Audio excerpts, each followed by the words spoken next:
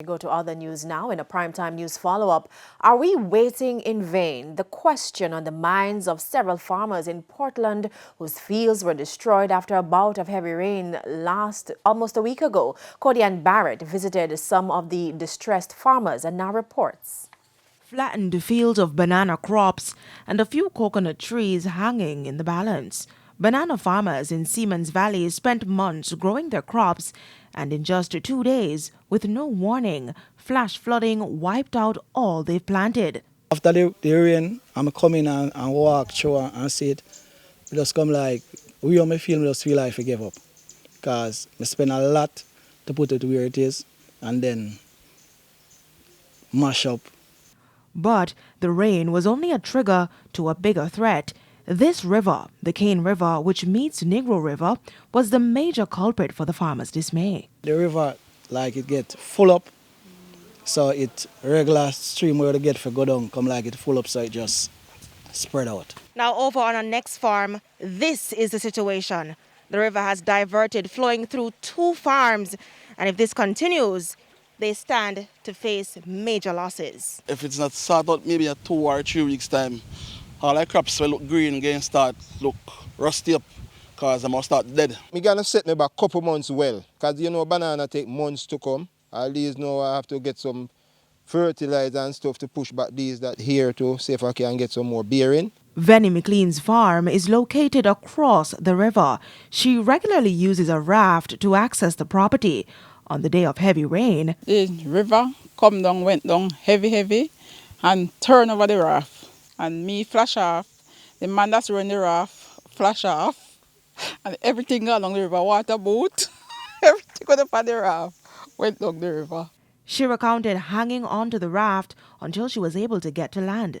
It's been more than 4 days, and she still hasn't been able to return to see the condition of her farm. Farmers are now at a loss of how to move on. From me happen, me can't come like me can't even make a move. Can't make a move because I have to think if the rain will come down back again and do the same thing. Well, I'm not going to give up, you know. It's my livelihood and I have no other choice but continue, you know.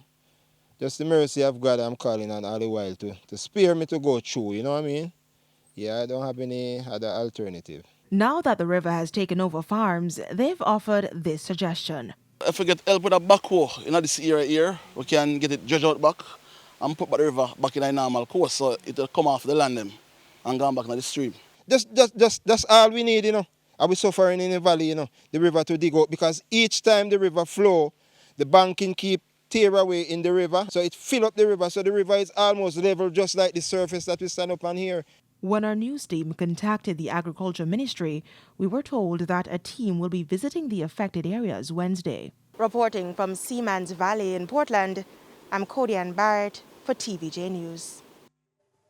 Meanwhile, the agriculture sector is facing losses of roughly $77 million due to last week's heavy rains. The Agriculture Ministry says 551 farmers have been affected. St. Anne, St. Mary and Portland were the parishes hardest hit. 89 hectares of crops were totally destroyed.